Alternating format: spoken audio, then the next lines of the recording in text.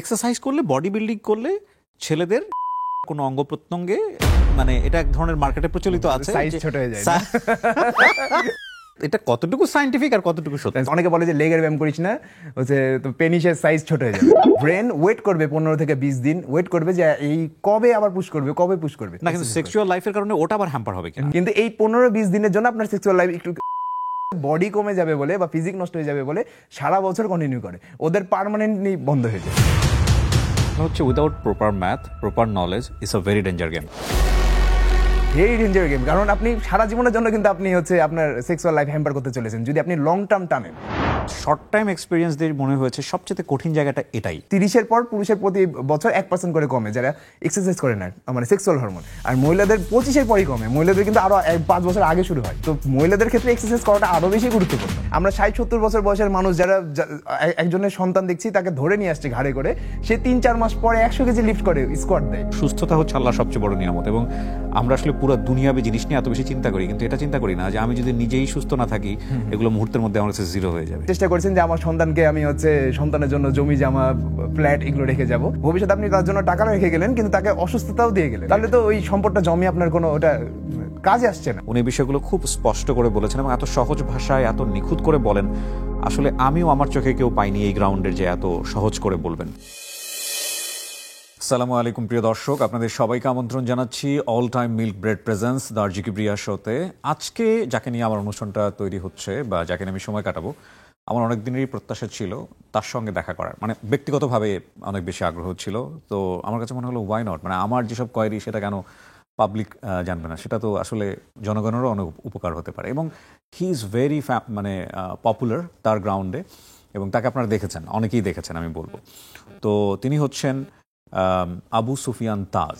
কিন্তু আমি খুব কনফিউজ যে আমি আসলে তাকে কি বলবো, মানে বডি বিল্ডার বলবো নাকি ট্রেনার বলবো নাকি কন্টেন্ট ক্রিয়েটর বলবো, কোনটাতে আপনি স্বাচ্ছন্দ্য বোধ করেন? সব থেকে বেশি মানুষ যেটা চিনছে আমাকে এখন কন্টেন্ট ক্রিয়েটর হিসেবেই, সেটাই বলতে পারেন।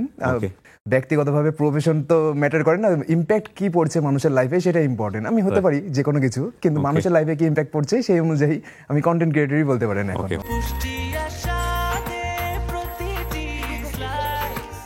ব্রেকফাস্ট, টিফিন কিংবা স্ন্যাক টাইমে মজাদার আয়োজন মানে অল টাইম ব্রেড। সো আমরা একটু শৈশব থেকে শুরু করি। কেমন পরিবারে আপনার জন্ম?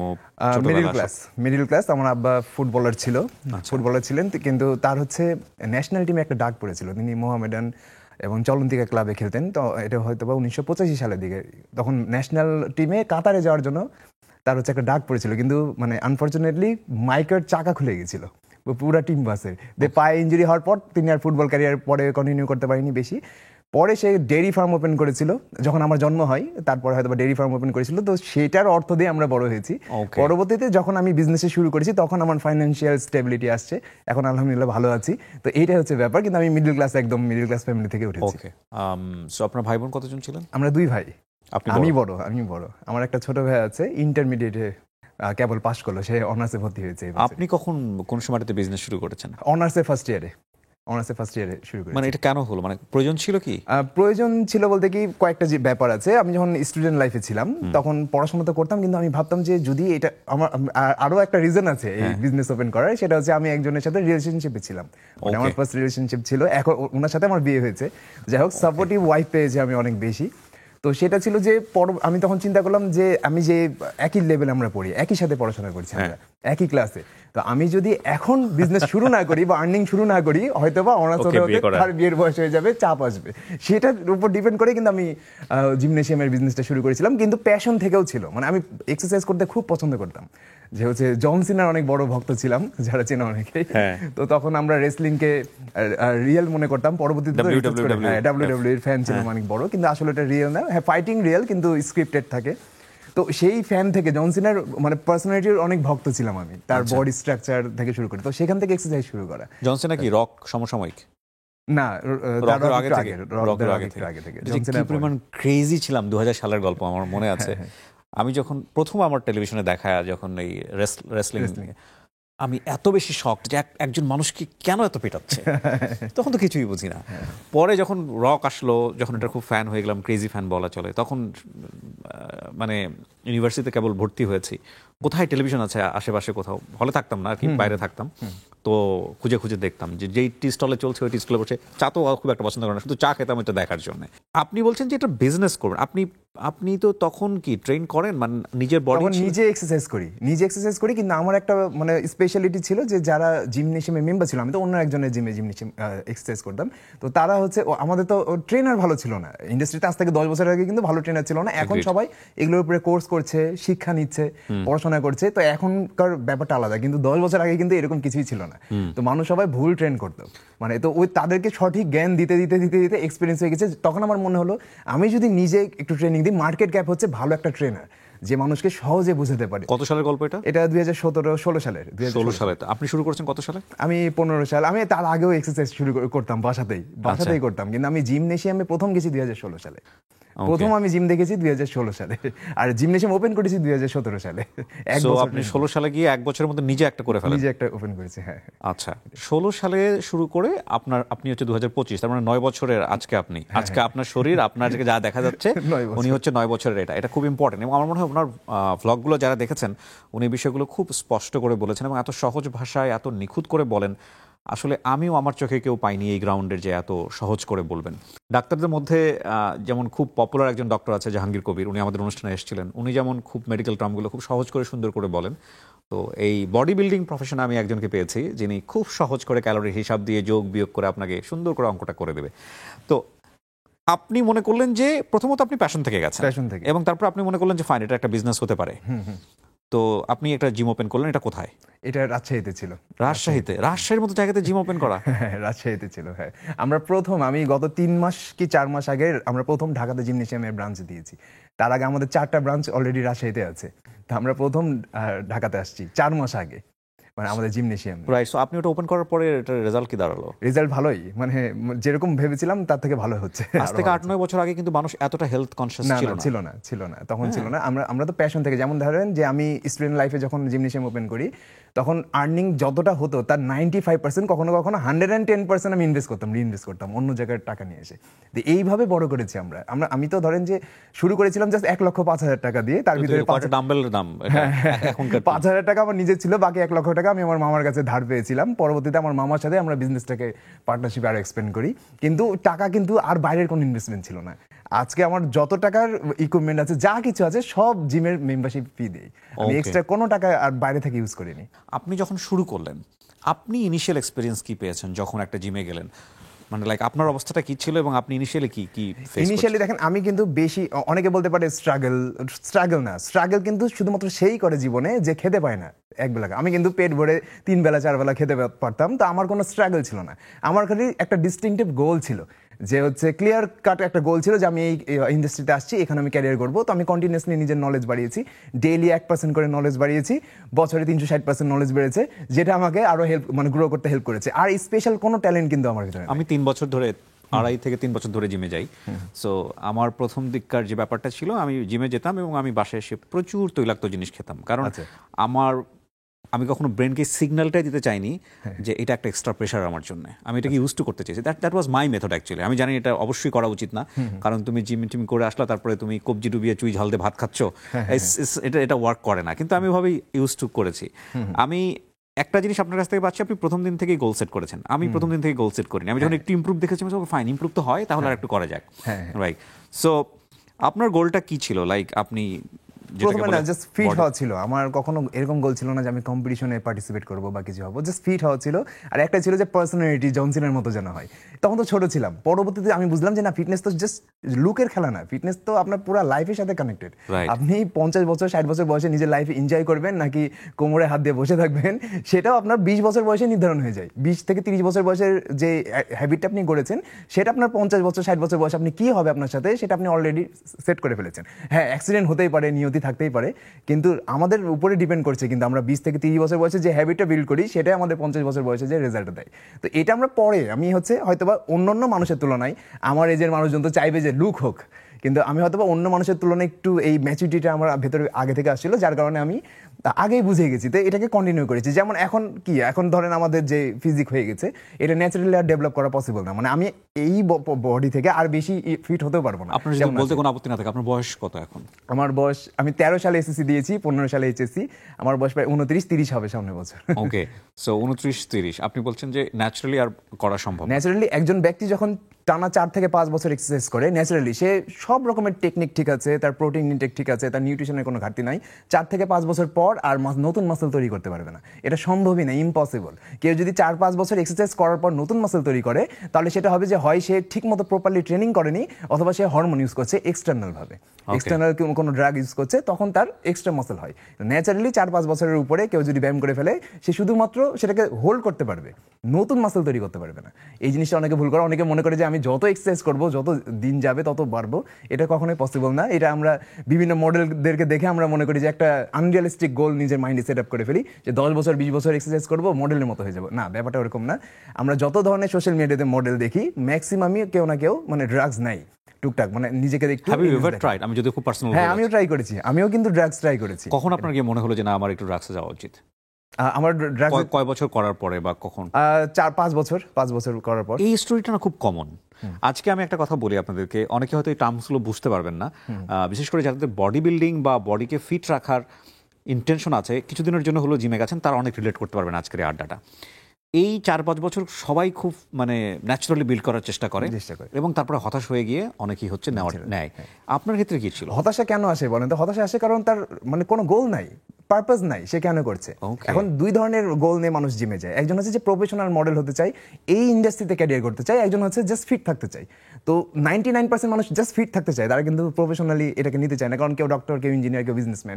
তো আমার ক্ষেত্রে কেন আমি এইখানে আসছি, কারণ 4-5 বছর পর আমি চিন্তা করলাম যে আচ্ছা এবার আমি ড্রাগস ট্রাই করি, কারণ আমাকে তো ট্রেনিং দেওয়া লাগছে, আমাকে তো মানুষকে হ্যান্ডেল করা লাগছে। আমি যদি নিজে না করি, এক্সপিরিয়েন্স না করি, তাহলে আমি আরেকজনকে কোনোদিনও প্রপারলি দিতে পারবো না ট্রেনিং। তো এই কারণে আমি নিজের উপরে অ্যাপ্লাই করেছি, কিন্তু অনেক হেলদি ওয়েতে। কেউ যদি করতে চায় অনেক হেলদি হতে করতে হবে, অবশ্যই সাইড এফেক্ট আছে, সাইড এফেক্ট আমারও হয়েছে, আমি এটা বলতে পারবো না। আমি কিন্তু নর্মালি আমার ভিডিওগুলোতে কখনো ফেক কিছু বলি না, সবসময় চেষ্টা করি ভিতর থেকে, মানে আমার ভিতরে যা আছে তাই বের করে আনার। এই কারণে হয়তো মানুষ আমাকে অনেক বেশি পছন্দ করে, যে ভাই যা বলে সব একদম লিগ্যাল একদম। তো আমি নিজে ড্রাগ ইউজ করেছি, আমি এটা অন ক্যামেরায় বলছি, কিন্তু সেটা উইদাউট এনি সাইড এফেক্ট যতটা কমানো যায়। ধরেন কেউ যদি উইদাউট লিমিট জানে না কিন্তু ইউজ করেছে, তার যদি 80% সাইড এফেক্ট হয়, আমার হয়েছে 10%। এটাই এখন আমাকে দেখেও কেউ বলবে না আমার কোনো স্কিন প্রবলেম নাই, কোনো রকম সাইড এফেক্টই না, আমার ইন্টারনাল বডি হেলদি আছে। আপনি যদি আমাকে নর্মালি দেখেন এক্সারসাইজ করতে, মানে আপনি ড্রাগস ইউজ করলে যে সাইড এফেক্ট হয় তার কোনো কিছু আমার নাই। রিজনটা কি? আমি একদম প্রপার নিয়মে নিয়েছি, এটা জানতে হবে। এটা অনেক ট্রেনার আছে, বাংলাদেশেও আছে, যারা প্রপার নিয়মটা জানে। তাদের কাছে যে তাদের মাধ্যমে নিতে হবে, নিজে ট্রাই করা যাবে না। নিজে ট্রাই করলে it is a lengthy process, right? আপনি আজকে একটা নিয়ে নিলেন, কালকে আপনি হয়ে গেলেন না, এটা 3 মাস লাগে। ধরেন আপনি কথা 4-5 বছরে একটা ফিজিক তৈরি করেছেন, ধরেন কথা 4 বছরে আপনি 20 কেজি মাসল তৈরি করেছেন।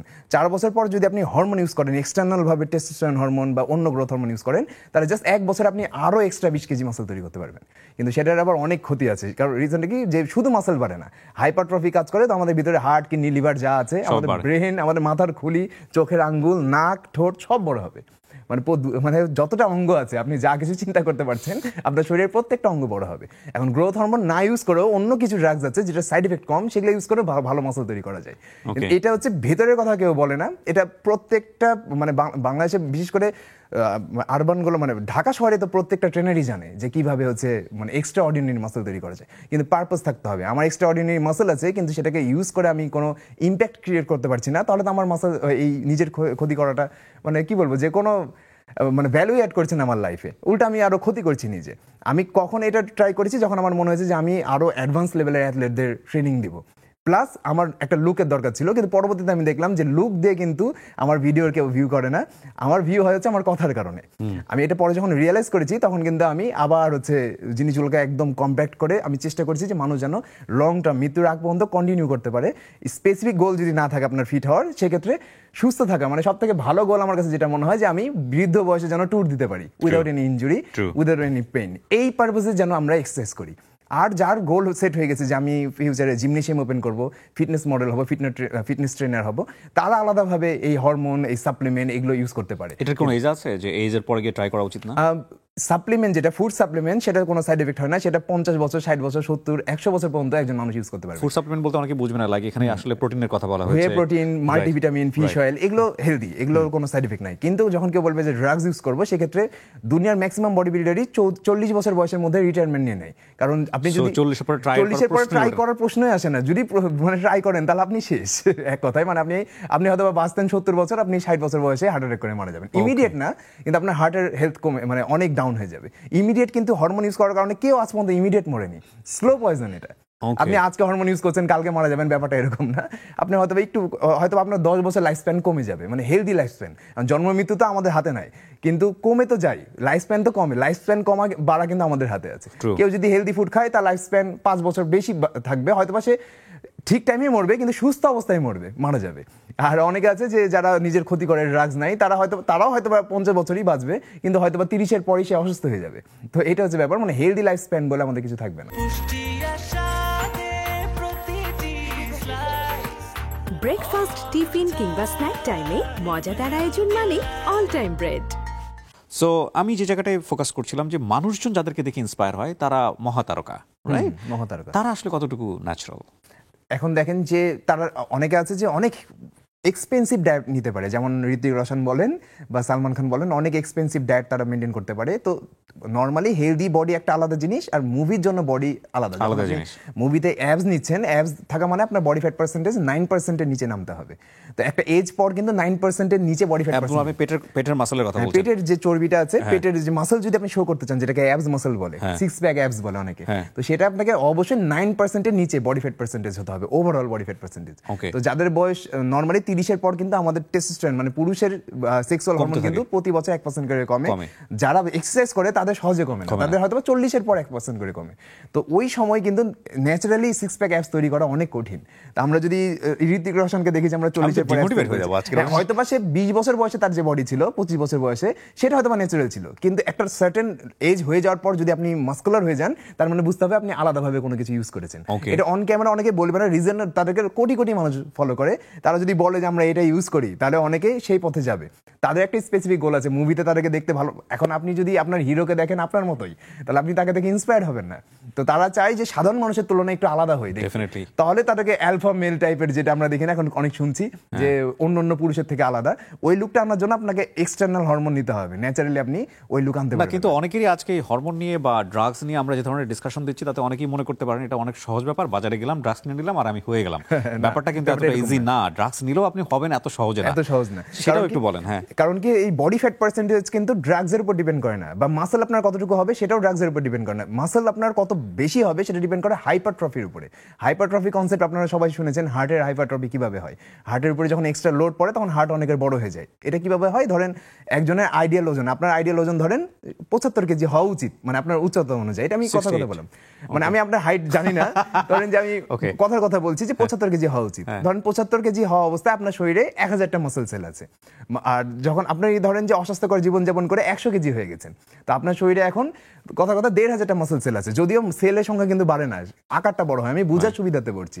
তো যেই 1000টা সেলে আপনার হার্ট কিন্তু তৈরি হয়েছে 1000টা মাসল সেলে ব্লাড পাম্প করার জন্য। আপনি 1500টা মাসল সেল নিয়ে বসে আছেন, তো আপনার হার্টকে বেশি বেশি পরিশ্রম করতে হচ্ছে। ঠিক যেমনটা আমরা একটা 100 সিসির ইঞ্জিনের বাইকে মোটা চাকা, হার্লে ডেভিডসনের যে মোটা চাকা হয় সেটা লাগিয়ে দিলে যেরকম ইঞ্জিনের প্রেশার পড়বে, সেরকমই আপনার হার্টের প্রেশার পড়ছে। তো হার্ট, আমাদের ব্রেন আবার এই হাইপারট্রফি কনসেপ্ট কিভাবে কাজ করে, আমাদের ব্রেন যখন ফিল করে যে কোনো একটা পার্টিকুলার মাসল অনেক বেশি পরিমাণে কাজ করছে, তো পরের বার যেন সেই মাসলটা ইজিলি কাজটাকে করতে পারে, তার কারণে সেই মাসলটাকে স্ট্রং করে অথবা বড় করে। তো হার্ট কিন্তু মাংসপিণ্ড দিয়ে তৈরি, পুরাই 90%ই মানে মাসল সেল দিয়ে তৈরি। তো হার্ট যখন ব্রেন ফিল করছে যে হার্টটা তো আগে থেকে বেশি পরিশ্রম করছে, তখন সেই হার্টের মানে আকারটা বড় হয়েছে। হার্টের ভিতরে 4টা চেম্বার আছে, তো 2টা ব্লাড ধরে রাখা আর বের করে। তো ওই ব্লাড ধরে রাখা যে চেম্বার, ওখানে কিন্তু রক্ত যায় আমাদের পা থেকে, হাত থেকে, সব জায়গা থেকে রক্ত ওখানে যায়, আবার বের হয়ে আবার হাতে আসে। তো এটা কিন্তু কন্টিনিউয়াস প্রসেস। তো ওর ভেতরে কিন্তু চেম্বারের ভেতরেও মাংস গজায়, বাইরেও বড় হয়, ভেতরেও বড় হয়। তখন আপনার মানে পা পর্যন্ত রক্ত পৌঁছানোর জন্য যতটা ফোর্স দরকার, ততটা হার্ট ফোর্স ক্রিয়েট করতে পারে না। তখন মানুষের কার্ডিয়াক অ্যারেস্ট হয় বা হার্ট অ্যাটাক হয়, যেটা অনেক মোটা মানুষের হয়, আবার যারা অনেক বেশি মাসকুলার তাদের হয়। এখন আসি হচ্ছে মাসল কিভাবে হয়, মানে হচ্ছে ন্যাচারালি বা ইয়ে করে। তো এখন দেখেন যে আমাদের হাতের মাসল বলেন বা পায়ের মাসল বলেন সবকিছুই কিন্তু হাইপারট্রফি কনসেপ্টে কাজ করে। আপনি হরমোন নিলেন কিন্তু আপনি ওয়েট লিফটিং সেই পরিমাণে করছেন না, সেক্ষেত্রে কিন্তু আপনার মাসল তৈরি হবে না, হাইপারট্রফি কাজ করবে না, কারণ আপনার ব্রেন সিগন্যাল পাবে না যে এই ব্যক্তিটা তার আগের থেকে বেশি পরিশ্রম করছে। আপনার মাসল তখনই বাড়বে যখন আপনি আগের থেকে বেশি পরিশ্রম করবেন। এখন মাসল বাড়ার আবার কিছু ক্রাইটেরিয়া আছে। একটা পুরুষের শরীরে 1070 ন্যানোগ্রাম পর্যন্ত টেস্টোস্টেরন হরমোন উৎপন্ন হয়, মানে 270 থেকে 1070। মহিলাদের ক্ষেত্রে মিনিমাম 70, ম্যাক্সিমাম 100-এর উপরে যায় না, মানে টেস্টোস্টেরন হরমোন। তো মহিলাদের ওয়েট লিফটিং করার ফলে এই জন্য মাসল হয় না। যাদেরকে আমরা দেখি মাসকুলার, তারা সবাই আলাদা করে হরমোন ইনজেক্ট করে। মহিলারা যত ওয়েট লিফটিং করুক তাদের মাসল হবে না, কারণ তাদের শরীরে মাসল তৈরি হওয়ার হরমোনই নাই। অনেক সময় দেখবেন যে কিছু পুরুষ মানুষই এক্সারসাইজ করে হরমোন তৈরি করতে পারে না, রিজনটা কি? জেনেটিক্যালি তার টেস্টোস্টেরন লো। তো আপনার শরীরে টেস্টোস্টেরন হরমোনও থাকতে হবে। ধরেন আপনার শরীরে আপনি অনেক জেনেটিক্যালি ব্লেসড একজন মানুষ, টেস্টোস্টেরন হরমোন একদম পর্যাপ্ত পরিমাণে আছে, 1070 ন্যানোগ্রাম পর্যন্ত উৎপন্ন হয়। তো আপনি প্রথম বছর ওটার বেসিসে আপনার মাসল তৈরি হবে। প্রথম বছর যদি আপনি সারা বছর ব্যায়াম করেন, আপনার 12 কেজি মাসল তৈরি হবে, পিওর মাসল। যদি আপনি ব্যায়াম করেন, ঘুমান ঠিক মতো নিউট্রিশন নেন, তাহলে প্রথম বছরে আপনি 12 কেজি পিওর মাসল তৈরি করতে পারবেন। এর সাথে ফ্যাটও বাড়তে পারে, কারণ আমরা যখন বাল্কিং করি বা ওজন বাড়ানোর চেষ্টা করি, তখন শুধু মাসল বাড়ে না, সাথে চর্বিও বাড়ে কিছুটা। কিন্তু হয়তো বা 12 কেজি মাসল বাড়বে, 5 কেজি হয়তো আপনার ফ্যাট বাড়বে। দ্বিতীয় বছর বাড়বে হচ্ছে 6 কেজি মাসল, মানে প্রতি বছর রেজাল্টটা হাফে চলে আসবে, 50% চলে আসবে। তৃতীয় বছর বাড়বে 3 কেজি, চতুর্থ বছর বাড়বে যে 1.5 কেজি। তারপরে পঞ্চম বছর থেকে 1 কেজি মাসলও আপনি বাড়াতে পারবেন না, কারণ আপনার শরীরে তো ওই মাত্রায় টেস্টোস্টেরন লেভেল নাই, ওই 1070 ন্যানোগ্রাম পর্যন্ত আছে। আপনার জার ফুল হয়ে গেছে, এর উপরে যেতে হলে আপনাকে কি করতে হবে? আলাদা করে তখন টেস্টোস্টেরন হরমোন ইউজ করতে হবে এবং পরিশ্রম আরো বেশি বাড়াতে হবে। তার মানে যে ব্যক্তি মনে করছে যে আমি খালি হরমোন ইউজ করবো আর আমার বডি বেড়ে যাবে, ব্যাপারটা ওরকম না। আপনাকে ওই লেভেলের আবার আপনার হাইপারট্রফি কনসেপ্টটাও বুঝতে হবে, যে আপনার ব্রেনকেও সিগন্যাল দিতে হবে যে আগে আমি 100 কেজি লিফট করতাম, এখন হরমোন ইউজ করার পর আমি 150 কেজি লিফট করছি। আমার ব্রেন তখন ওই টেস্টোস্টেরন হরমোনটাকে ইউজ করার মাধ্যমে 150 কেজি লিফট করার ফলে যত মাসল হয় তত মাসল আমার শরীরে তৈরি। So it's all about math. It's all about math, মানে দুনিয়া সবকিছু ম্যাথ। আমরা প্রথমে মনে করতাম ম্যাথ কি কাজে লাগবে আমাদের জীবনে, কিন্তু আমি পরবর্তীতে দেখলাম সবকিছুই ম্যাথ। সো বেসিক্যালি প্রথমত নিজের বডিটাকে জানতে হবে, একজন ফিজিশিয়ানের পরামর্শ নিতে হবে যে আসলে আমার কন্ডিশনটা কি, দেন একটা গোল সেট করতে হবে যে আসলে আমি কি চাই, ওই অনুসারে আমাকে ওয়ার্কআউটটা করতে হবে। এবং সেটার সাথে আমার ফুড জড়িত, সেটার সাথে আমার রেস্ট জড়িত, সেটার সাথে আমার পুরো লাইফস্টাইল জড়িত। ফাইন। আমি একটু কয়েকটা বিষয় একটু জানতে চাইবো যে বাংলাদেশে এটা রিসেন্টলি কি খুব পপুলার হচ্ছে এবং মানুষজন খুব হেলথ কনসিয়াস হচ্ছে, আপনার কি মনে হয়? হ্যাঁ, এটা আমার কিন্তু এটা মনে হচ্ছে, কারণ আমি কন্টেন্ট ক্রিয়েশনের শুরুর বছরটাও, মানে আমি তো 2 বছর থেকে কন্টেন্ট ক্রিয়েশন করছি। প্রথম বছরে আমি যেরকম রেসপন্স দেখছিলাম না, এখন দেখছি আরো অনেক বেশি। আর সব থেকে ভালো বিষয় হচ্ছে যে আমি কিছুক্ষণ আগে বলছিলাম যে আপনাদের মতো যারা সফল মানুষ আছে, তারা যখন এক্সারসাইজের এই ফটো আপলোড করে শো অফের জন্য না, জাস্ট হচ্ছে নট রেগুলারলি, ধরেন মাসে একবারও করে, তখন এটা দেখে আরো অনেকে ইন্সপায়ার্ড হয়। না, আমি একটু রেগুলারলি করি একটাই কারণটা হচ্ছে আমি আসলে কি পরিমাণ ডেভেলপ করছি সেটা আমার নিজেরও বোঝা দরকার। এটা আমি ব্যক্তিভেদে বলছি, ধরেন কেউ মাসে একবার করে, যেমন আমি কিন্তু নিজে এক্সারসাইজ করে, আমি কিন্তু মাসে একবারও হয়তো বা ছবি দিই না, যে অনেকে কিন্তু জানতোই না যে আমার মাসকুলার বডি আছে। সাদিকের সাথে আমি কন্টেন্ট ক্রিয়েশন জায়গাটাই আমি দেখেছি। তো এটা হচ্ছে আমি সহজে বডি শো করি না, মানে খুব কম করা হয়, হয়তো বা এক্সারসাইজ করলাম আর ভিডিও তৈরি করা হয় না। তো এটাই, অনেকে আছে যে শো করে, অনেকে করে না। আর করাটা পজিটিভ, কারণ আপনি যখন পজিটিভ একটা কাজ করছেন, ওটা শো করলে আরো অনেকের লাইফে পজিটিভলি ইম্প্যাক্ট পড়ে। তো আমি চাই যে এটা প্রকাশ করুক মানুষ। আর সোশ্যাল মিডিয়া যেহেতু এখন মানুষ বেশি ইউজ করছে, তো এই সোশ্যাল মিডিয়ার থ্রুতে আরো পজিটিভিটি ছড়ালে আরো ভালো। তো আমি মনে করি যে এখন আগে থেকে অনেক বেশি কনসিয়াস হয়েছে মানুষ। আর আমরা বিজনেসের পারপাসে বলি, বিজনেসে আমি হয়তো বা আজ থেকে 4-5 বছর আগে মাসে হয়তো বা 1-1.5 লাখ টাকা কামাই করতাম, এখন কিন্তু 10 লাখ ক্রস হয়ে যায় মানে বিজনেসে। তো তার মানে হ্যাঁ, তো এটা বুঝতে হবে যে এটা আমি জাস্ট একটা মিনিমাম বললাম, আরো অনেক বাড়তে পারে, এটা মিনিমাম অ্যামাউন্ট বলছি না। এটা আমি বিশ্বাস করি, কারণ এটা আবার সাস্টেনেবল ইনকাম, কারণ যে একবার জিমে ঢুকে যায় সে তার বেরোতে পারবে না। না, কিন্তু অনেকে কন্টিনিউ করে না, অনেকে না, কিন্তু কন্টিনিউ না করলে এটা কিন্তু রেজাল্ট ভালো না। কথা হচ্ছে আপনি যদি কন্টিনিউ না করার, এটা এমন না যে ঠিক আছে আমার শরীরটা অনেক বেশি বাল্কি হয়ে গেছে, আমি কিছুদিনের জন্য করলাম, কমিয়ে নিলাম, আমি 2-4 বছর ভালো থাকবো, বিষয়টা এরকম না। It's a part of your life, it's a part of your daily life. এটা আপনাকে প্রতিদিনই কম বেশি করতে হবে। হ্যাঁ, মাঝে মাঝে সপ্তাহে হয়তো 2-1 দিন বেশি গ্যাপ হয়ে যাবে, কিন্তু আপনাকে এটা ধরে রাখতে হবে। এবং আপনি যদি মনে করেন যে না, এটা থেকে আমি কমিয়ে বের হয়ে যাব, সেটা সুযোগ নাই। তো সেই জায়গা থেকে জিমে একবার ঢুকে গেলে আর জিমটা যদি ভালো লেগে যায়, তাহলে আর বের হওয়ার সুযোগ নাই। এবং এতে করে জিম ওনার যারা আছেন তাদের ইনকামটাও সাস্টেনেবল ইনকাম। ট্রেনার একটা অনেক বড় ফ্যাক্ট। ট্রেনার অনেক বড় ফ্যাক্ট। ট্রেনার মানে কত বড় ফ্যাক্ট আমি আপনাকে কিভাবে বোঝাই। মানে আমি যারা একটু অ্যাডভান্স লেভেলের করছেন ট্রেন, তারা হয়তো আমার সাথে পুরো বিষয়টা লিভ করতে পারবেন। ধরেন কারোর সাথে আপনি করছেন, সর্বোচ্চ আপনি 20 তুলতে পারছেন ডাম্বল, জাস্ট ট্রেনার চেঞ্জ হয়ে যাচ্ছে, আপনি 30 পর্যন্ত চলে যাচ্ছেন, অনায়াসে চলে যাচ্ছেন।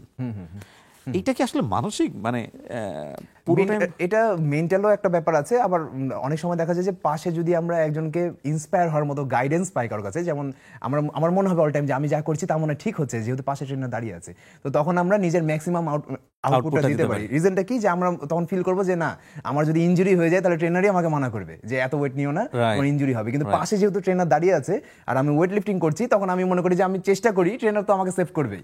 এই কারণে মানুষ ফুল পটেনশিয়ালের সাথে করতে পারে। তবে ট্রেনার কিন্তু আবার সবাই হায়ার করতে পারে না, সেক্ষেত্রে যেটা করবে পার্টনার রাখতে হবে, যে আমার পার্টনার হতে হবে আপনার থেকে পরিশ্রমী। আপনি এমন কাউকে পার্টনার হিসেবে চয়েস করেন না যে আপনার থেকে বেশি লেজি, তাহলে আপনাকেও যেতে বাধা দিবে। মোবাইল একটা অনেক বড় সমস্যা। মোবাইল আমরা চাইলে ওটা থেকে বের হতে পারি না, এবং আমি দেখেছি 1 ঘন্টা 1.5 ঘন্টার একটা ওয়ার্কআউটের ম্যাক্সিমাম টাইম নিয়ে নেয় মোবাইল। আমি আমার নিজের গল্পই বলছি, আমি যতবার জানি যে আমি এখান থেকে বের হব, সামহাও হওয়া হয় না। আর ম্যাক্সিমামে দেখলাম যে একই অবস্থা, বসে বসে টেক্সট করছে। হ্যাঁ, ওই একটা করে এসে টেক্সট করছে, পরে দেখা গেল মাসল ঠান্ডা হয়ে গেছে, পরে গিয়ে আর ওই মোটিভেশনটা পায় না। এগুলো কি আপনারা ফেস করেন? একটু আমি নর্মালি গত 2 বছর থেকে আমি কাউকে ট্রেনিং দেই না, তবে আমাদের ট্রেনাররা ফেস করে, আমরা তো শুনতে পাই। তা আমরা এখানে দুই ভাবে আমরা ট্রেনিং দিই। কিছু কিছু মেম্বার আছে স্পেসিফিকলি, তারা চায় না কারো ট্রেনিং, তারা চায় আমি একাই করব। তাদেরকে আমরা আমাদের ট্রেনারকেও বলা আছে যে তাদেরকে আমরা প্লিজ স্পেসি দিব, করুক একাই। আর যারা আমাদের আন্ডারে আসে, তখন আমরা ট্রেনারকে বলি এটা তোমার প্রফেশনালিজমের জায়গা, যে তোমার যে স্টুডেন্ট বা তোমার যে ক্লায়েন্ট, সে যেন একদম বেস্ট রেজাল্টটা পায়, কারণ তোমারও এখানে মার্কেটিংটা হবে। সে যদি কথার কথা যে রেজাল্ট আসছে না, তাকে দেখে অন্যরা ডিমোটিভেটেড হবে। এই ট্রেনারের কাছে হয়তো বা করছে 2-3 মাস ধরে, কোনো রেজাল্ট আসছে না। তো আমরা বলি যে না, আমরা যখন কাউকে পার্সোনাল ট্রেনিং দিব, যারা ট্রেনাররা আছে, তখন তাদেরকে আমরা সবকিছু ডিস্ট্রাকশন থেকে দূরে সরাবো। খুব স্পেসিফিক ফোন ছাড়া ফোন কল রিসিভ করতে পারবে না 1 ঘন্টার জন্য।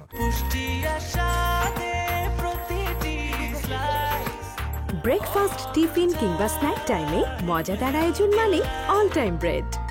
ট্রেনার নেওয়ার সামর্থ্য থাকলে ট্রেনার নেওয়া উচিত কিনা? ট্রেনার নেওয়ার সামর্থ্য থাকলে অবশ্যই নেওয়া উচিত। কারণ কি, ধরেন আমরা নর্মালি দেখি যে অনেক সময় বাবা মারা বা আমরা যে কোনো সময় কোনো একটা কোর্স শিখতে গেলেও তো কোনো একজন ট্রেনারকে হায়ারই করছি বা কোনো একজন টিচারকে পেমেন্ট করছি। তো আমরা জিমে চিন্তা করবো যে জিমে আমি জাস্ট ইকুইপমেন্টের পেমেন্টটা দিচ্ছি জিম মালিককে, কিন্তু ট্রেনার আলাদা একটা ব্যাপার থাকে, ইম্পর্টেন্স থাকে। যদি আপনার সামর্থ্য থাকে, না থাকলে আপনি নিজে নিজে করতে পারেন। যেমন আমারও অনেক ভিডিও আছে, রিসেন্ট আরও আসবে, ওগুলো দেখেও করতে পারেন। আমি নর্মালি যারা একটু মিডল ক্লাস টাইপের মানুষ আছে, তাদেরকে আমরা বলি যে একদম ফ্যান্সি অনেক দামি জিমে না গিয়ে একটু মোটামুটি একটা জিমে যান, বাকি টাকাটা নিউট্রিশনের পিছনে কাজে লাগান। এবং জিমে ট্রেনিং এর থেকে বাসায় কি খাচ্ছেন সেটা বেশি ইম্পর্টেন্ট।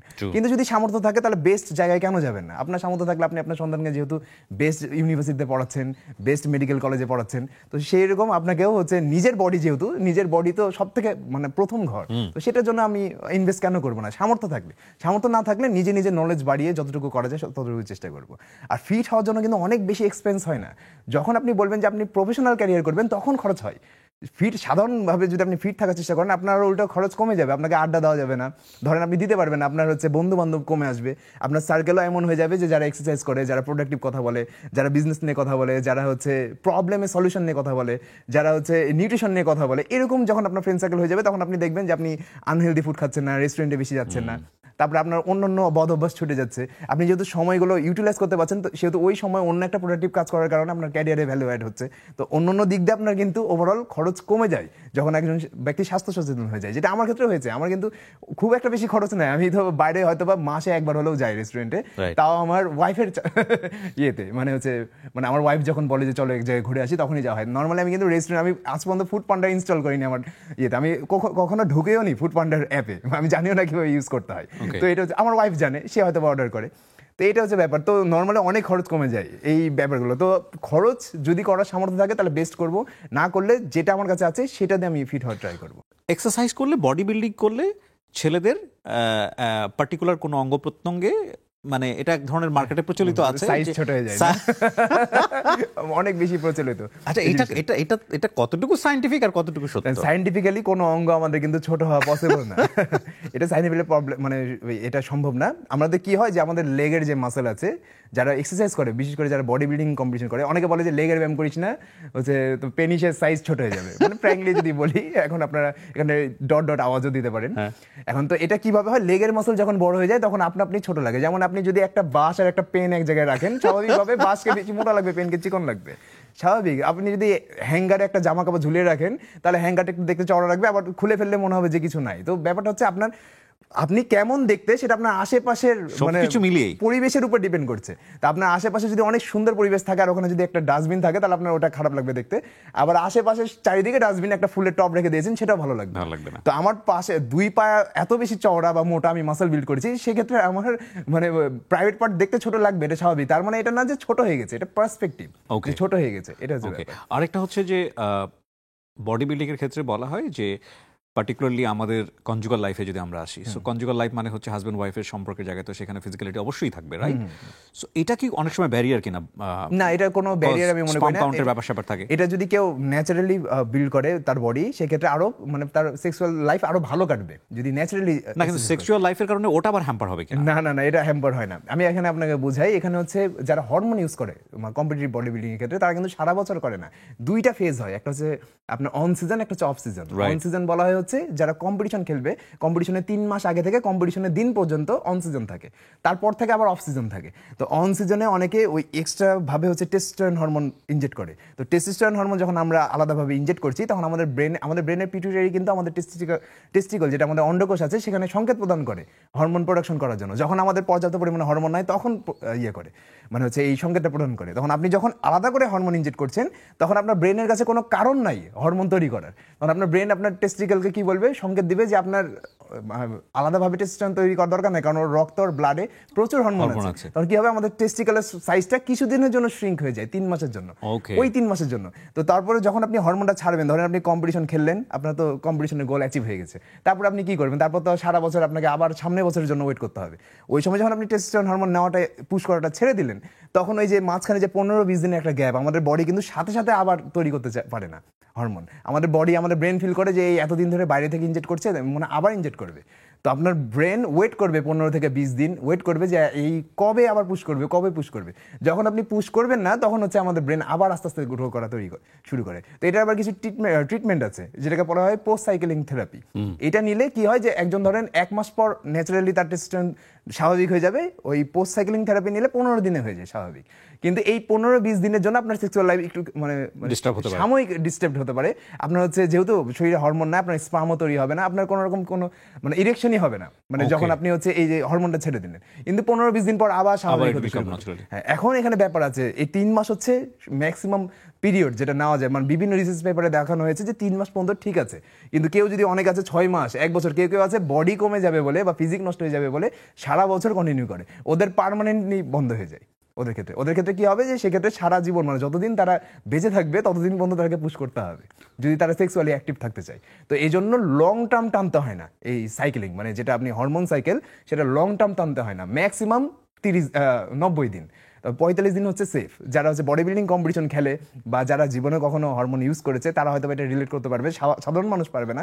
তবে সাধারণ মানুষের ভুল ধারণা ভাঙার জন্য আমি এটা বললাম যে আপনার ম্যাক্সিমাম ক্ষেত্রে দেখা যায় যে যারা প্রফেশনাল বডি বিল্ডার, যারা একজন প্রফেশনাল ট্রেনারের আন্ডারে এই ইয়েটা নাই বা ডক্টরের আন্ডারে হরমোন নাই, তারা 3 মাসের উপরে কেউ সাইকেল কন্টিনিউ করে। আপনার সাথে আড্ডা দেওয়ার পরে আমার কাছে মনে হচ্ছে without proper math, proper knowledge is a very danger game. Very danger game, কারণ আপনি সারা জীবনের জন্য কিন্তু আপনি হচ্ছে আপনার সেক্সুয়াল লাইফ হ্যাম্পার করতে চলেছেন। যদি আপনি লং টার্ম টানেন এই জিনিসটাকে, 6 মাসের বেশি, 7 মাসের বেশি টানেন, তখন আপনার ব্রেন পার্মানেন্টলি বন্ধ করে দিবে টেস্টোস্টেরন হরমোন উৎপাদন করা। এটা হচ্ছে একটা বিষয় নিয়ে আমরা সবাই খুব কনসার্ন থাকি ইদানিং। আমরা আসলে ওই মাসল বলতে আসলে যেটা বুঝি পেটের 6টা আছে কিনা, অ্যাপস 8টা হলো কিনা। এবং আমার কাছে এই শর্ট টাইম এক্সপিরিয়েন্স দিয়ে মনে হয়েছে সবচেয়ে কঠিন জায়গাটা এটাই। বাকিগুলো তো মোটামুটি জিম 2-2.5 ঘন্টা করার পরে একটু শো করে, কিন্তু এইটা ডেভেলপ করাটা খুব ডিফিকাল্ট। কেন? দেখেন যে অ্যাবস এর মাসল কিন্তু সবার আছে, প্রত্যেকের পেটে আছে। আমি একটু আগে বললাম যে আপনার ওভারঅল বডি ফ্যাট পার্সেন্টেজ যখন 9%-এর নিচে আসবে, তখন আপনি অ্যাবস শো করতে পারবেন। অর্থাৎ অ্যাবস আমরা মানে বিল্ড করি জিমে, কিন্তু শো হয় কিচেনে, মানে রান্নাঘরে। তা আপনি কি রকম খাবার খাচ্ছেন সেটার উপর ডিপেন্ড করে যে আপনার বডি লিন থাকবে কিনা, ফ্যাট কতটা থাকবে না থাকবে। এখন দেখেন যে আমরা অনেকে মনে করি যে পেটের ব্যায়াম করবো বলে পেটের চর্বি কমে যাবে, ব্যাপারটা পুরোপুরি ভুল ধারণা। এটা স্পট রিডাকশন সম্ভব না। আমরা যদি আমাদের পুরো বডিটাকে একটা সুইমিং পুল হিসেবে ধরি, সুইমিং পুলে যেমন যদি আপনি পানি তুলেন, গভীর জায়গা অগভীর জায়গা সব জায়গা থেকে একসাথে পানিটা কমবে, কিন্তু আমরা রেজাল্ট সবার প্রথমে কোথায় দেখবো? অগভীর জায়গায় সবার প্রথমে দেখবো যে সিঁড়ি থেকে পানি কমে গেছে, তারপর বাচ্চাদের লাফালাফি করার বা খেলাধুলা করার জায়গায় পানি কমেছে, সবার লাস্টে কমবে জাম করার জায়গা থেকে। ওরকমই আমাদের বডিটাও কিন্তু সেম, আমরা পেটের জায়গায় সবার লাস্টে, মেয়েদের ক্ষেত্রে হিপ এরিয়াতে, হিপ থেকে হাঁটু পর্যন্ত বেশি ফ্যাট জমে, গভীর জায়গা এটা চর্বির, আর ছেলেদের ক্ষেত্রে নাভি মানে পেটের এখানে চর্বি। তো মেয়েরা যদি অস্বাস্থ্যকর জীবনযাপন করে সবার প্রথমে তাদের হিপ থেকে নিচের দিকে মোটা হবে, আর ছেলেরা যদি অস্বাস্থ্যকর জীবনযাপন করে সবার প্রথমে তাদের পেট মোটা হতে শুরু করবে। এবং যখন আপনি স্বাস্থ্যকর জীবনযাপন শুরু করবেন তখন সবার লাস্টে আপনি পেট এবং হিপ থেকে রেজাল্ট পাবেন। সবার আগে আপনি দেখবেন আমাদের অগভীর জায়গা হচ্ছে আমাদের মুখ। যে কোনো ব্যক্তি প্রথম যদি এক্সারসাইজ শুরু করে, ডায়েট শুরু করে, সবার প্রথমে তার মুখ শুকিয়ে যায়। আপনি হয়তো তার পেটও কমেছে কিন্তু আমরা রেজাল্ট পাই সবার প্রথমে তার মুখে, হাতের কবজিতে, পায়ের গিরাতে, যে জায়গায়, এগুলো হচ্ছে অগভীর জায়গা, বুঝতে পেরেছেন? তো এই ব্যাপারটা কি অনেকে জাস্ট পেটের ব্যায়াম করতে থাকে, এটা করা উচিত না। আপনাকে ফুল বডি এক্সারসাইজ করতে হবে যেন আপনার ব্রেন ফিল করে যে এই লোকটার প্রত্যেকটা মাসলেই হাইপারট্রফি ঘটাতে হবে, কারণ প্রত্যেকটা মাসল আগে থেকে বেশি কাজ করছে, তখন আপনি রেজাল্টটা বেশি পাবেন। আপনার মেটাবলিক রেট ফাস্ট হবে, আপনার ব্লাডকে আপনার হার্ট থেকে হাতের আঙ্গুল পর্যন্ত যেতে হবে, পায়ের আঙ্গুল পর্যন্ত যেতে হবে, আপনার ব্রেন পর্যন্ত যেতে হবে। তো আপনার ব্লাডকে দৌড়িয়ে নিয়ে বেরোতে হবে, তাহলে আপনার মেটাবলিক রেট আরো ফাস্ট হবে। মেটাবলিক রেট হলো কোন একটা খাবার কত দ্রুত গতিতে আমাদের শরীরে নিউট্রিশন দিচ্ছে বা হজম হচ্ছে, মানে নিউট্রিশনটা আমরা অ্যাবজর্ব করছি। তো এই মেটাবলিক রেট অনেকে স্লো থাকে। এই স্লো হওয়ার অনেক কারণ আছে, জেনেটিক্যাল কারণ হতে পারে, অনেকের বদ অভ্যাসের কারণে হতে পারে, ফুড চয়েসের কারণে হতে পারে। কিছু কিছু খাবার খেলে মেটাবলিক রেট ফাস্ট হয়ে যায়, তখন আপনি যতই খান সহজে আপনার ওজন বাড়বে না। কিছু কিছু খাবার আছে যে অল্প খেলেও আপনার মেটাবলিক রেট লো হয়ে যায়, তখন আপনি পানি খেলেও মনে হয় ওজন বেড়ে যায়। তো এগুলো সবকিছু খাবার দিয়ে কন্ট্রোল হয়। তো আমরা চর্বি কিন্তু ওইভাবে কমাতে পারবো না। আমরা যদি মনে করি যে আমরা ফুল বডিকে একটা মানে ফুল বডির ফিটনেস নিব, সেক্ষেত্রে আমাদেরকে ফুল বডির এক্সারসাইজ করতে হবে। এক্সারসাইজের উদ্দেশ্য কখনো ওজন কমানো বা বাড়ানো হওয়া যাবে না। ওজন কমানো বাড়ানোর উদ্দেশ্য হলে আপনাকে খাবারে ফোকাস করতে হবে। এক্সারসাইজের উদ্দেশ্য থাকতে হবে আমার বডিতে যেন পর্যাপ্ত পরিমাণে গুড হরমোন বিল্ড হয়, আমার যেন ডোপামিন রিলিজ হয়, যেটা long lasting dopamine, not quick dopamine. Exercise করলে কিন্তু লং লাস্টিং ডোপামিন তৈরি হয়, মানে এক্সারসাইজ করার পর আপনার পরের দিন পর্যন্ত ভালো লাগবে, ভালো ফিল হবে। আর কুইক ডোপামিন হচ্ছে নেশার মতো, আমি এখনই করলাম, এখন ভালো লাগছে, কিছুক্ষণ পর আবার আমার শরীর খারাপ করবে, ওটা না। এক্সারসাইজ কিন্তু লং টার্মের হচ্ছে ডোপামিন রিলিজ করে। ব্রেকফাস্ট, টিফিন কিংবা স্ন্যাক টাইমে মজাদার আয়োজন মানে অল টাইম ব্রেড। এই যে আপনার ডেপথ নলেজ এই গ্রাউন্ডে, এটা কি আপনি মানে এটা কিভাবে হলো আসলে? এটা হচ্ছে মানুষের প্রবলেম সলভ করে প্লাস হচ্ছে কিছু সার্টিফাইড কোর্সগুলো আমি করেছি স্পোর্টস সায়েন্স অ্যাসোসিয়েশনের, ইন্টারন্যাশনাল যেটা, ওখানেও করেছি। প্লাস মানুষের প্রবলেম সলভ করে আমার নলেজ বেড়েছে। কোনো কোর্স আমাকে ওই এরকম ডেপথ দেয়নি। আমি যে আপনাকে বোঝাতে পারছি না ক্রিটিক্যাল জিনিসগুলো, এগুলো আমি আগে নিজে বুঝেছি। আর প্রচুর রিসার্চ পেপার পড়ি আমি, মনে হয় প্রত্যেক দিন 1টা থেকে 2টা রিসার্চ পেপার আমার পড়া হয় বিভিন্ন টপিকে। সেটা যে জাস্ট এক্সারসাইজ রিলেটেড হবে তা না, সেটা ফুড রিলেটেড হতে পারে, মেন্টাল হেলথ রিলেটেড হতে পারে, ফাইন্যান্সিয়াল হেলথ রিলেটেড হতে পারে। আমি কিন্তু ফাইন্যান্সিয়াল রিলেটেড কথাগুলো বলি, কারণ যেটা অল্প বয়সে যেটা ফিল করেছি যে আমাদের এজের অনেকে আছে যে যারা অল্প বয়সে টাকা পয়সা কামায় কিন্তু সেটাকে সাস্টেন করতে পারে না, হোল্ড করতে পারে না, সেটার উপর ভর করে বড় হতে পারে না। হয়তোবা সে অল্প প্রথম লাখ টাকা কামানো শুরু করেছে, লাখ টাকায় খরচ করে ফেলে, সেটার উপরে বেস করে যে সে বিজনেসকে বড় করবে সেটা করতে পারে না। তো এরকম রিলেটেড কথা আমি অনেক বলি। ব্যাপারটা জাস্ট এরকম না যে আমি জাস্ট ফিজিক্যাল হেলথ নিয়ে কথা বলছি। আমার কাছে মনে হয় যে 3টা হেলথই দরকার আপনার, ফিজিক্যাল, ফাইন্যান্সিয়াল আর মেন্টাল। 3 দিক থেকে আপনি ফিট না হলে, আপনি যে কোনো একদিকে যদি আপনার সমস্যা থাকে, আপনি হবে। তো এটা হচ্ছে ব্যাপার। এই ডেপথ নলেজ আসছে আমার মানুষের প্রবলেম সলভ করে। গত 8-9 বছর ধরে আমরা যখন আমি ক্রিটিক্যাল কোনো কোয়েশ্চেন পেয়েছি সেটা নিয়ে ঘাটাঘাটি করেছি, এইভাবে আমার নলেজ বেড়েছে প্যাশন থেকে, মানে প্যাশন থেকে আমি বেশি শিখেছি, এটা হচ্ছে ব্যাপার। রাইট। সো আমি যে বিষয়টা নিয়ে একটু নক দিয়ে বিরতিতে গিয়েছিলাম যে হুট করে একটা গ্যাপ চলে আসলে তখন দেখা যায় মেন্টাল অ্যাংজাইটি অনেক বেশি বেড়ে যায়। এটার পেছনে কি কোনো বৈজ্ঞানিক কারণ আছে? এখন হচ্ছে 2টা হরমোন আছে। একটা হচ্ছে সেরোটোনিন, যেটা আমাদের হ্যাপি হরমোন, মানে আমরা যখন মুড ভালো থাকে তখন সেরোটোনিন আমাদের রিলিজ হয় বলে মুড ভালো থাকে। আর একটা হচ্ছে কর্টিসল, যেটা স্ট্রেস হরমোন, যখন আমাদের মনে হয় আমরা অপছন্দের কোনো কাজ করছি বা কোনো একটা জিনিস মানে পাওয়ার আকাঙ্ক্ষা আমাদেরকে অনেক বেশি ভাবাচ্ছে, বা কোনো একটা কিছু হারিয়ে ফেলার আকাঙ্ক্ষা, মানে ভয় আমাদেরকে অনেক বেশি, মানে কি বলবো যে আপনাকে অনেক বেশি টেনশনে ফেলেছে, তখন আপনার কর্টিসল হরমোন তৈরি হয়। এখন আমাদের ব্রেন কিন্তু 2টার ভিতরে যে কোনো একটা তৈরি করতে থাকে অল টাইম। মানে আপনি যদি সেরোটোনিন তৈরি না করেন তাহলে আপনার কর্টিসল তৈরি হবে, আবার যদি কর্টিসল না হয় তাহলে সেরোটোনিন তৈরি হবে। এখন সেরোটোনিন কি করে হয়? যখন আপনি হচ্ছে এক্সারসাইজ করছেন বা কোনো একটা ফিজিক্যাল অ্যাক্টিভিটির ভিতরে আছেন, তবে টার্গেটটা থাকবে বা স্পেসিফিক কোনো টার্গেট না যে আমাকে ওজন কমাতেই হবে, এরকম টার্গেটে যখন আপনি এক্সারসাইজ করবেন আর আপনি অনেক বেশি হার্ডওয়ার্ক করবেন, তখন আপনার এক্সট্রা প্রেশার পড়বে ব্রেনে, তখন সেটা আপনার সেরোটোনিন বা ডোপামিন রিলিজ করার বদলে আপনার কর্টিসল হরমোন বাড়াবে। আর কর্টিসল হচ্ছে ফ্যাট জমায় শরীরে, মানে আপনি ধরেন ঘন্টার পর অনেকে দেখা যায় যে ঘন্টার পর ঘন্টা ট্রেডমিলে দৌড়ায় 40 মিনিট 45 মিনিট, আপনার প্রথম 30 মিনিট বা 40 মিনিট পর্যন্ত আমাদের শরীর সেরোটোনিন উৎপন্ন করে। তারপরে যখন আমরা আরো টানতে থাকি তখন আমাদের তৈরি হয়, কর্টিসল তৈরি হয়। তার মানে যারা অতিরিক্ত কার্ডিও করে তাদের মাসল শুকিয়ে যাবে, ফ্যাট বাড়বে, তার হয়তো ওজন কমছে কিন্তু শরীরে মাসল কমে যাচ্ছে, বোন ডেন্সিটি কমে যাচ্ছে, আর শরীরে চর্বি বাড়ছে, কারণ তার মেটাবলিক রেট স্লো হয়ে যায়। এগুলো অনেক রিসার্চ পেপার আছে, চাইলে কেউ ঘাটাঘাটি করতে পারে।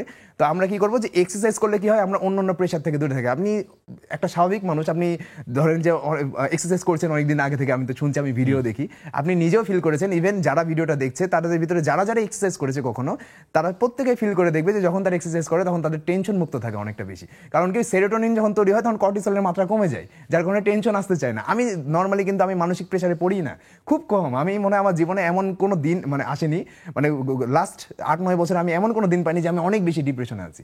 সবসময় হাসি খুশি থাকি। আমি ভিডিওগুলোতে হয়তো দেখবেন যে সবসময় হাসি। আমাকে অনেকে বলে যে ভাই আপনি সব ভিডিওতে হেসে হেসে কথা বলেন, এটা আমার ন্যাচারালি এরকম, আমি সবসময় এরকমই থাকি। এটাই হচ্ছে ব্যাপার। তো এই জিনিসগুলো হয়েছে আমার এই হেলদি লাইফস্টাইলের কারণে। তো যারা এক্সারসাইজ করছে তারা এই বেনিফিটটা পাবে। আপনার যদি উদ্দেশ্য থাকে যে আমি হেলদি থাকবো, লং টাইম এটাকে মেনটেন করবো, তাহলে আপনি কোনোদিনও ডিপ্রেশনে পড়বেন না। কারণ আপনার কাছে একটা ভিশন আছে, লং টার্ম পারপাস আছে, যে 50-60 বছর বয়সে আমি অসুস্থ হয়ে মরবো না, মানে সুস্থ অবস্থায় মারা যাই, আর যতদিন বেঁচে থাকবো সুস্থভাবে বেঁচে থাকি, যেন যে বাকি যে এক্সট্রা টাকাটা আছে সেই টাকাটা আমি সমাজের সংস্কারে ব্যয় করতে পারি, মানুষের উপকারে ব্যয় করতে পারি, নিজের পেছনে যেন ব্যয় করা না লাগে। এরকম যদি আপনার পারপাস হয় তাহলে আপনি অনেক দিন সুস্থ থাকবেন। সো আপনি এক্সারসাইজ শুরু করার ক্ষেত্রে কি কোনো এজ বলবেন কিনা, লাইক যারা আছে 40 বছর হয়তো এখনো শুরুই করতে পারেনি? এক্সারসাইজ যে কোনো এজে শুরু করা যায়। আর যদি অল্প বয়সের কথা বলি তাহলে আপনি 8 বছর বয়স থেকে ওয়েট লিফটিং শুরু করতে পারবেন। 8 বছর বয়স থেকে। অনেকে বলতে পারে এত বয়সে ওয়েট লিফটিং করলে আবার হাইট কমে যাবে বা বেড়ে যাবে, এটা ডেপথে আমি যেতে চাচ্ছি না। যদি বলেন আপনি তাহলে আমি ডেপথেও যাব, কিন্তু সময়টা নাই। তো হাইটের ব্যাপারটা এই এক্সারসাইজের সাথে ডিপেন্ড করে না, উল্টা বাড়ে। ওয়েট লিফটিং করলে উল্টা হাইট বাড়ে। এটার ভিডিও আছে, অনেকে চাইলে আমার দেখতে পারে আলাদা করে। তো 8 বছর বয়সে একজন চাইলে ওয়েট লিফটিং শুরু করতে পারে এবং এটা মৃত্যুর আগ পর্যন্ত সে কন্টিনিউ করতে পারে, যদি না তার ইনজুরি থাকে। তো 40 বছর বয়স হয়ে গেছে আপনার, ধরেন কোমরে ইনজুরি আছে কিন্তু আপার বডিতে ইনজুরি নাই, সেক্ষেত্রে আপনি আপার বডি এক্সারসাইজ গুলো করতে পারেন, ঠিক আছে। তারপর আপনার হচ্ছে বডি মোটামুটি একটু ফিট থাকবে। লোয়ার বডির ক্ষেত্রে আপনি লো ইম্প্যাক্ট এক্সারসাইজ করতে পারেন। ধরেন কোমরে ইনজুরি, আপনি সাইক্লিং করতে পারেন, বা আপনার হাঁটুতে ইনজুরি আছে, আপনি সাইক্লিং বাদ দিয়ে আরো অনেক এক্সারসাইজ আছে লোয়ার বডির জন্য। ব্যাক এক্সটেনশন আছে, অনেকে বুঝতে পারবে না এগুলো বললে, এগুলো না শো করলে বুঝতে পারবে না। এগুলো আপনার ট্রেনার, আপনার লোকালিটিতে যে জিম আছে সেই ট্রেনারকে বলে তারা আপনাকে ওই লো ইম্প্যাক্ট এক্সারসাইজ দিবে, যার কারণে আপনার প্রবলেম আরো কমে যাবে, আপনার হাঁটুর ব্যথা আরো কমে যাবে। এরকম বহু এক্সাম্পল আছে আমাদের কাছে, যারা হাঁটু ব্যথা নিয়ে জিমে আসে, পরে ওরা লাফিয়ে বেড়ায়। এখন বয়স্ক মানুষ, আমরা 60-70 বছর বয়সের মানুষ, যারা একজনের সন্তান দেখছি তাকে ধরে নিয়ে আসছে ঘাড়ে করে, সে 3-4 মাস পরে 100 কেজি লিফট করে, স্কোয়াট দেয়। মানে এগুলো অবাক হয়ে যায় আমরা এগুলো দেখে। মানুষকে আমরা দেখাতে পারলে আরো ভালো হয় এই জিনিসগুলো। এগুলো আস্তে আস্তে এই রিলেটেড কন্টেন্ট আমরা আরো তৈরি করবো, যে হচ্ছে কিভাবে একজন মানুষ অসুস্থ অবস্থা থেকে একদম সুস্থ হয়ে ফিরছে, জাস্ট কয়েকটা হ্যাবিট চেঞ্জ করে। কোনো ওষুধ না কিন্তু, তাকে কোনো ওষুধের মাধ্যমে তাকে ঠিক করা হয়নি, জাস্ট কয়েকটা হ্যাবিট চেঞ্জ করেছে, তার মাধ্যমে সুস্থ হয়ে গেছে। তো এই কারণে আপনি বয়স যতই হোক আপনি লো ইম্প্যাক্ট এক্সারসাইজ শুরু করতে পারেন। হেভি ওয়ার্কআউট করতে হবে তা না, লো ইম্প্যাক্ট ওয়ার্কআউট আপনি যে কোনো বয়সে শুরু করতে পারেন। এক্স্যাক্টলি, সুস্থটাই সবচেয়ে বড় নিয়ামত আমি বলি। আমরা যদি ধর্মীয়ভাবেও চিন্তা করি, সম্ভবত এরকম একটা হাদিস শোনা যায় যে মুসা আলাইহিস সালাম আল্লাহকে বলছিলেন যে তুমি যদি তোমার কাছে চাইতে তাহলে কোনটা সবার আগে চাইতে? তো রিপ্লাই ছিল যে নিজের সুস্থতা। সো সুস্থতা হচ্ছে আল্লাহর সবচেয়ে বড় নিয়ামত। এবং আমরা আসলে পুরো দুনিয়াবী জিনিস নিয়ে এত বেশি চিন্তা করি, কিন্তু এটা চিন্তা করি না যে আমি যদি নিজেই সুস্থ না থাকি, এগুলো মুহূর্তের মধ্যে আমার কাছে জিরো হয়ে যাবে। সো সেই জায়গাটা নিয়ে কাজ করা উচিত ডেফিনেটলি। 30-এর পরে বয়স ছেলেদের অনেক সময় ডাক্তাররা বলেন রেগুলার চেক আপে থাকা উচিত। এবং আমরা যে এক্সারসাইজ করছি সেক্ষেত্রেও কি বিষয়টা এরকম যে একটা মানুষের ইমপ্রুভ হচ্ছে কিনা তার জন্য ফিজিশিয়ানের কাছে যাওয়া এবং মোটামুটি 3 মাস পরে 6 মাস পরে এই চেক আপটা করা উচিত? এটা দেখেন যে যদি আপনি জিমের এক্সারসাইজ করার কথা বলেন তাহলে এটার ইমপ্রুভমেন্ট আপনি বুঝতে পারবেন। আপনি ইমপ্রুভমেন্ট এইভাবে ক্যালকুলেট করা যাবে না যে আমার কতটা ওজন কমলো না বাড়লো। ইমপ্রুভমেন্টের আরেকটা ইন্ডিকেটর আছে, সেটা হচ্ছে আমি প্রথম দিন কয়টা পুশ আপ করতে পারতাম, কয়বার উঠবস করতে পারতাম, এখন 1 বছর পর কয়টা পারছি। তো এটা যখন কন্টিনিউয়াস বেসিসে এটা ইমপ্রুভ হবে। আর এমন না যে আপনাকে ম্যারাথন রেসের মতো ঘন্টার পর ঘন্টা দৌড়াতে হবে। আপনি আপনার লাইফের পার্টিকুলার যে কাজগুলো আছে সেগুলোকে উইদাউট ইনজুরি করতে পারছেন কিনা, গা হাত পায়ের ব্যথা ছাড়া। আর এবং ধরেন যে আপনি কথা এমন না যে আপনাকে 100টা পুশ আপ করতে হবে, আপনি 20টা 30টা করতে পারছেন কিনা, মানে উইথ প্রপার ফর্ম। মানে এইভাবে যদি আপনি জাস্ট ফিট থাকতে চান, ফিট থাকার কিন্তু ক্রাইটেরিয়া খুবই ইজি। কয়েকটা হ্যাবিট চেঞ্জ করলে আর কয়েকটা এক্সারসাইজ করলে মানুষ ফিট থাকতে পারে। প্রফেশনাল ব্যাপারটা আলাদা। আমরা জাস্ট সবসময় দেখি যে অমুক মডেল এটা করলো, তমুক মডেল এটা করলো, আমির খান 50 বছর বয়সে বডি দরকার নেই, তার পারপাস আলাদা। তো তাকে মুভির জন্য বানাতে হয়েছে, তার ওই বডির কারণে ইনকাম হবে, আপনার তো হবে না। আপনাকে যেটা করতে হবে, আপনি আপনার প্রফেশনে ফোকাস করেন, জাস্ট ফিট থাকেন। কারণ কি আমাদের আদি পুরুষেরা সবাই হচ্ছে ওই বনে জঙ্গলে কাজ করতো, আর ওই বন জঙ্গল থেকে কাঠ কেটে নিয়ে এসে রান্না করা লাগতো, তো ওই সময় ফিজিক্যাল অ্যাক্টিভিটি ছিল। বর্তমান যুগে কেন জরুরি? বর্তমান যুগে জরুরি কারণ আমরা এখন চাপ কলও নাই, আগে তো আমরা চাপ কল দিয়ে হচ্ছে, এখন আমরা হচ্ছে জাস্ট ফিল্টারে ক্লিক করছি, পানি চলে আসছে, তো আমরা কোনো রকম ফিজিক্যাল অ্যাক্টিভিটির মধ্যে নাই। তো এই মহিলাদের ক্ষেত্রে এটা অনেক বেশি ইম্পর্টেন্ট।